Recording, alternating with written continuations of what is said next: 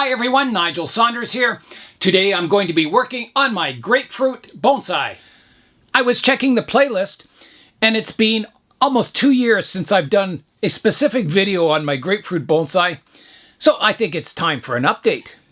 Last spring I had some squirrels chewing on the roots here and on the trunk, and they took out, a chunk of living tissue in both areas. It could have been a lot worse, but it's still not a good thing to have happen. However, what can you do?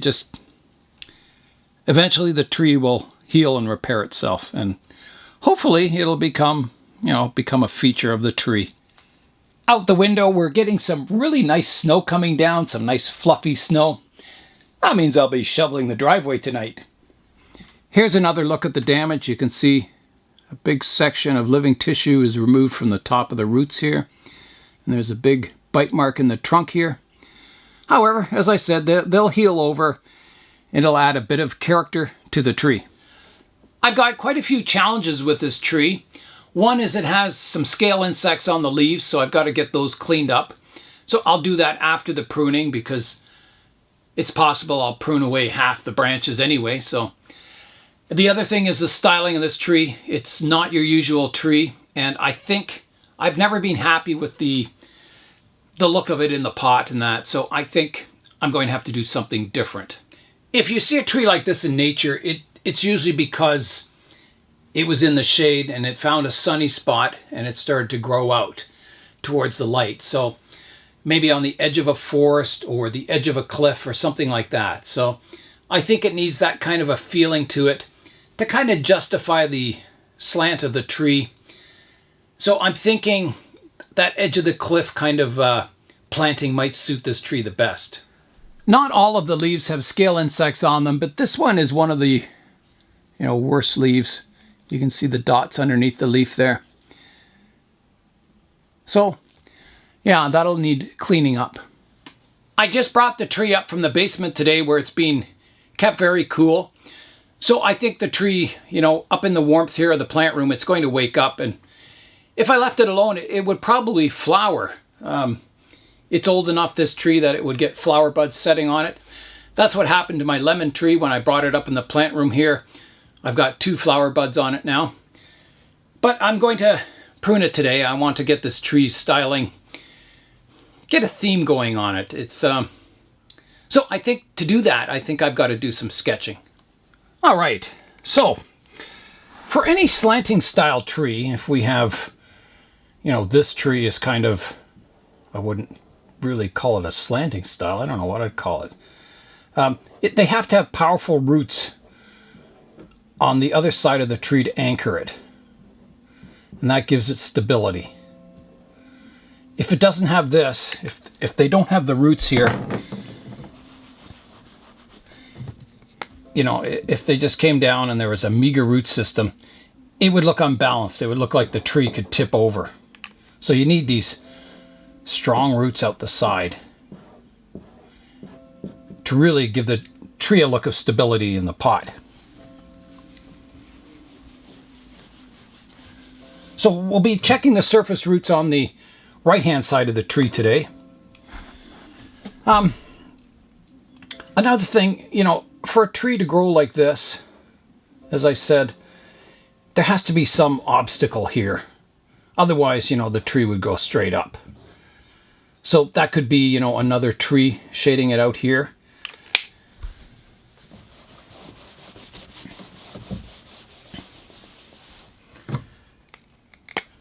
Whoa, this marker's exploding. Or it could be like a cliff or something, and the tree's growing. Here's the ground. The tree's growing up, and it reaches for the light away from this cliff face, and then develops its canopy out here. So that's another reason that would justify it growing up on the curve like that. So this tree, a basic structure, I have it curving up kind of like this, and then the roots kind of has a bit of a bump there. The roots kind of, they're fairly radial, kind of grow in every direction. So I'm going to try and, expose more root on this side, and that'll help counterbalance the leaning of the tree. And then it divides into two up top. And then I start to form a canopy. Divides again. There's a bit of a branch here, which I'm not sure if I'll keep, but this branch, if it were kind of to fill in the back, it would kind of help counterbalance the leaning of the tree. But I'm not sure. I'm not sure I'll keep it. I've got the canopy forming up here. I don't know if I need to clutter up the trunk with the branch down below. So I'm just going to try and draw, if this is the trunk, I kind of got a bump here. So this tree, it just formed like this. It was started from a seed. I started it at work. I ate a grapefruit, and it just planted the seed, and it germinated. So I've got kind of a branch structure like this, and I have one coming up here. A kind of funny structure here. So this is kind of what I have. So I'm thinking,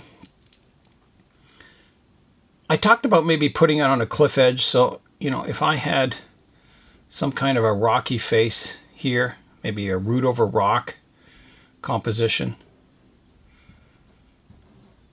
planted in a pot, something like that. That could work nicely. It kind of justifies this curve. Maybe even, the rock comes up here like this. So it kind of counterbalances the tree a bit. So it looks balanced in the pot. And the canopy, I'm thinking of having one of the canopies stronger than the other. So probably this one would kind of come up to a canopy structure, and the other one would be more of a side branch. And again, coming over this direction to counterbalance the tree, to make it look balanced. And this one would also kind of come here. So probably shorter on this side and kind of longer on this side. Something like that. And I think all these elements, the weight of the rock here, the cliff edge, maybe even more dramatic, offset in the pot a bit, the foliage over here, all helps to create balance to an unbalanced tree. And I think it'll make the design look a little more comfortable. So that's what I'm thinking. Something in this direction for the tree. So when I'm pruning today, I'll want to keep my foliage going in this direction and keep the foliage on this side kind of shorter. And that'll help create balance to the tree. There's a better look at the pot kind of arrangement. And I wouldn't say that's ideal either. I think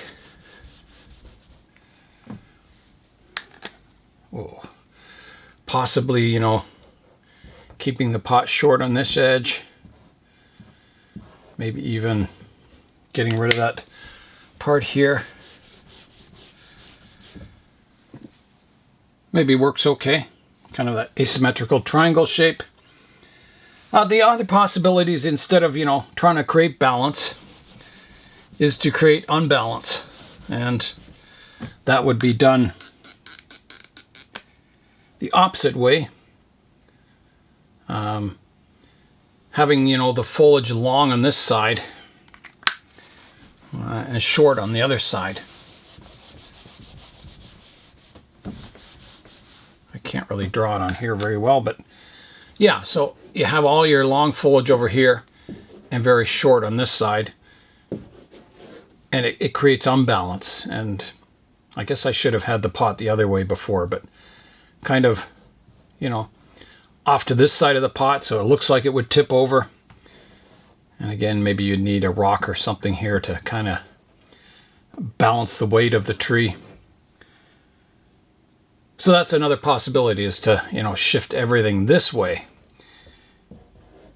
and create unbalance so it looks like it's going to tip over, that it's just barely hanging on by these roots. And that would make these roots very important. They're anchor roots that, you know, give the tree the look of stability. So, yeah, that's another possibility. Instead of trying to create a balanced composition, try and get it unbalanced. I'm looking at the tree from the front now. And there's a couple of things that bother me. One is that trunk on the right-hand side where it splits into the V. It's very straight and stiff looking compared to the trunk on the right, which has a bit of movement and taper to it. So I pruned that off last time, and maybe I pruned it too high. I should have maybe gone lower, and I may do that today, making, you know, my dominant trunk line the one that leans off to the left, and this other one is going to be a shorter, upright kind of branch. Yeah, I think it's too straight with no taper and no movement. I think it spoils the illusion of a miniature tree, that having that straight section. So I may have to prune that back today. I'll be doing a lot of pruning back to get the canopy more compact. It's becoming quite a large spreading tree. It doesn't really have any style going to it or branch structure or order. It just looks like kind of a big sprawling kind of bit of a mess, I guess. All right, well, let's begin. I think I'm going to begin by looking at the roots on the right-hand side of the tree, just to see how much of those roots I can expose to help give the tree that feeling of being anchored into the soil. Last time I repotted this tree, I raised it up in the pot. My roots were kind of too horizontal. I want them to kind of flow down into the soil, and so I kind of raised it in the pot, hoping to develop, you know, more roots coming down. It was just a little flat looking before, and I think it's done that now. So some of the roots that are maybe a little too high, like this one, one's rotted away anyway. But maybe I can do a little root pruning when I repot it to kind of get it to blend into the soil a little more. So lots of good ramification here. I've worked hard on this root system over the years. A lot of those tough cuts, healing over, more tough cuts, and just keep repeating the process, always refining the root system, and eventually you get a pretty awesome root base on your tree. So that's kind of getting it a little more exposed. I'll get out the toothbrush. I'll just give it a bit of a brushing here.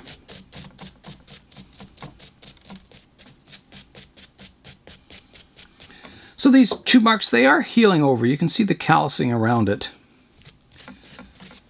Okay, that's got those roots kind of cleaned up. There's a close-up view of the roots now.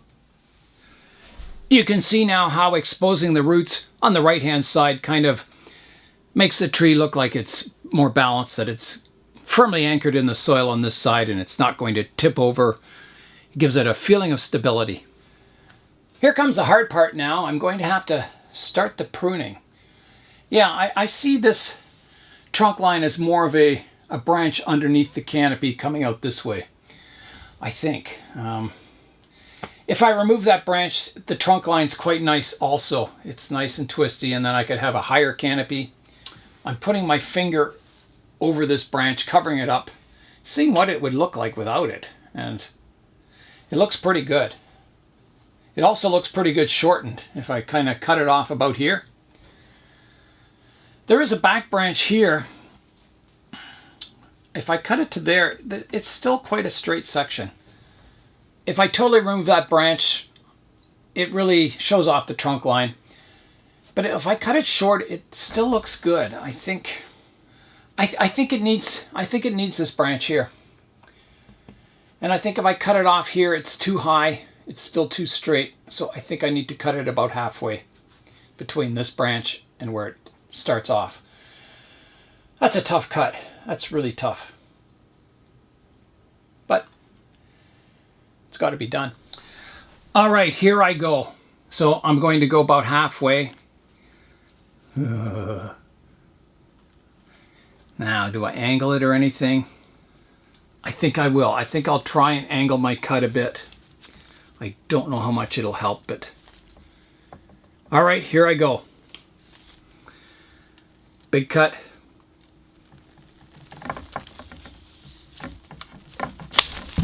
Just like that. Wow, that takes a lot of the tree away. Here is the one branch I removed. You can see there's a lot of branches attached to it. Removed a lot of foliage off the tree, but let's look at the tree now and see how it's looking. Here's a look at the tree now. Definitely changed a bit. So hopefully I'll get some branching come from that big branch I just removed. That would be nice to get some, development in that area. I think that lowest branch has to come off. That one that's coming off the trunk, the curve of the trunk. I think I want to see the trunk line now. The trunk line is getting really nice on the tree, and I don't want it cluttered up with these little branches coming off. I think it'll look more powerful as just a single trunk without branches coming off down low. There's a look at the lower trunk line. So I would be removing this branch. Just try to get a nice flush cut. So I'm going to do that. I'll rotate the tree around. Okay, I'll come in with my branch pruners and I'll try and get a nice, concave cut. It'll be a big scar, but it'll heal over. All right, here I go.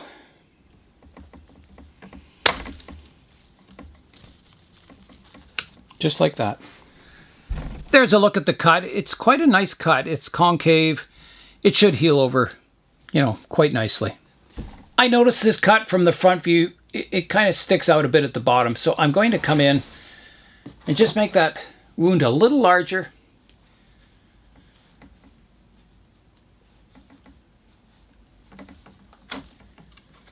Taking a little more off the bottom like that. That's much nicer.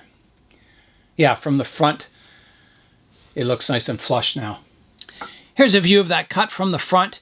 So it's right here, so you can hardly see it. And eventually that'll callus over and heal and it'll blend right in. I've got a lot of sprawling branches, ones that have grown over the summer and have gotten very long. They need pruning back to get taper and movement. And I also need to clean up the structure of the tree. There's 2 branches growing from one spot here. So just a basic structural pruning. So I'm going to start, there is a double branch growing here. So I'll prune off the one. Like that. Getting rid of that. There's a branch growing that's crossing this trunk line, going in towards the tree, so I'll get rid of that.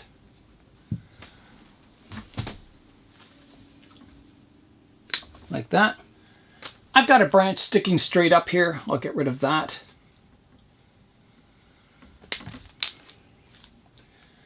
Branches on these citrus trees tend to grow very straight, so it takes a lot of pruning to get them to have movement. And you want your short internodes. So a branch like this, you'd let it grow long and then you'd cut it back. You get branching, let those grow long, cut them back. So it's a long-term process to get, nice branching on a citrus tree. But eventually you get there. There's a little branch here that's kind of crossing over. I don't want that, so I'm going to remove this one. Like that. There's a branch here. It comes up and it's a nice branch, but then I have this vertical section on it. I think it would look better just having these 2 horizontal parts to the branch. So I'm going to prune the vertical section off. Like that. Now, this would be the leader of the tree. And I've got some quite tall branches at the back. And I don't really think I need those. I don't like, the trunk continuing up past my leader here and then a branch. So I'm going to take that off. Back to here. Like that. So that's got my leader growing now. I've got some nice branching. I want to make these branches more compact also, so I'm going to prune them back. I've got a branch. This branch comes out and then it subdivides here into 2 branches and further. So I could prune it off pretty well anywhere.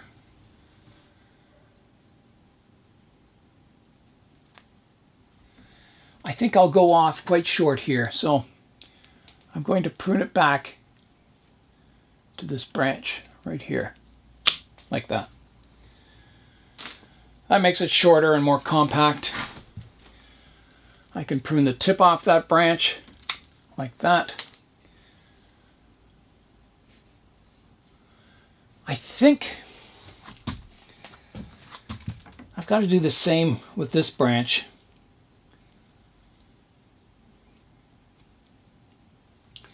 I want some area for this one to grow, so I'm going to prune this one off here,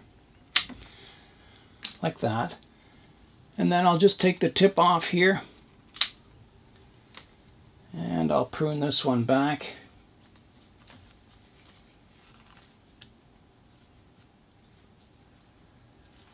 Tough to know where to prune this one, maybe to here.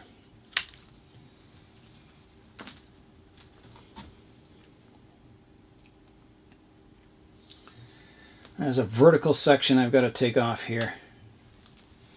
We'll see what happens in that area. This branch will have to be reduced. It's getting, it's quite skinny and long. I've got a shoot here, but that's sticking straight up. I've got a branch back here, so I could do a Hail Mary cut here. It'll always live because I have this branch back here, so I'm going to do that. I'm going to prune it off here, like that. I'll clean up that stub on top, right here. Getting that branch to look a little better. There's a stub at the apex I can prune off here. Now, let's get the apex reduced. I'll prune back the tips off here, the tip off here.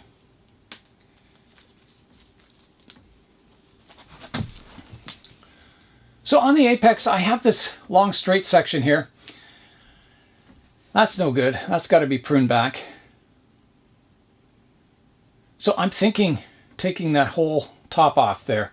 So I'd still be left with a straight section, but I do have a straight section here and here, and that's what you'll get. You'll get all these straight sections, and then as the tree grows older, those straight sections tend to smooth out and they become flowing curves eventually. So I'm going to take the apex off of the tree right here. A big cut, but like that.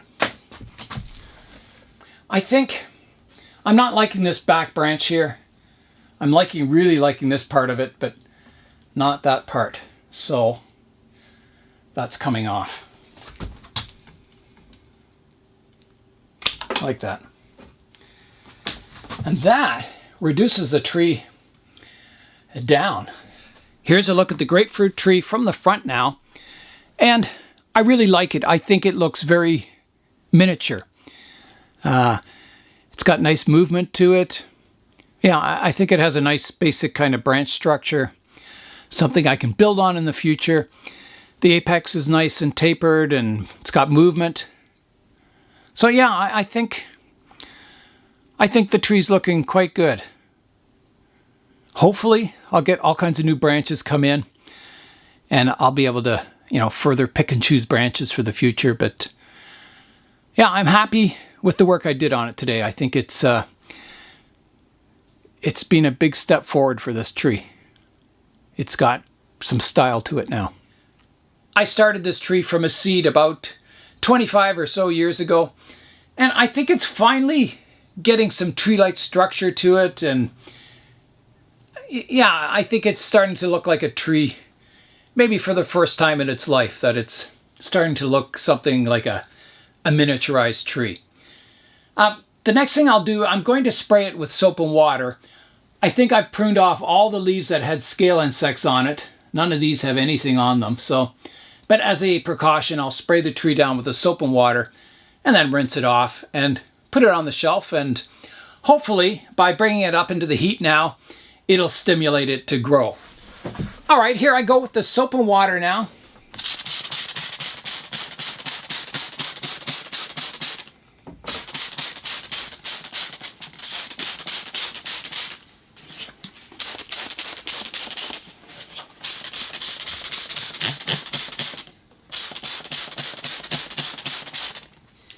Well, that's a pretty good spray down. We'll let that sit for a few minutes and then I'll rinse it all off. All right, that's been sitting for a while, so I'll give it a rinse now. And then I'll give it a watering to flush the soil out. This will get rid of any soap in the root base. It'll certainly dilute it anyway. So I think this tree is going to really start to grow like crazy soon because it's up in the warmth now. So it'll be exciting. It'll be interesting to see what happens. I'll keep you updated on the progress of this tree when the new shoots start growing in, and we'll follow the progress. That's all for today. I'm Nigel Saunders. Thanks for joining me in the Bonsai Zone.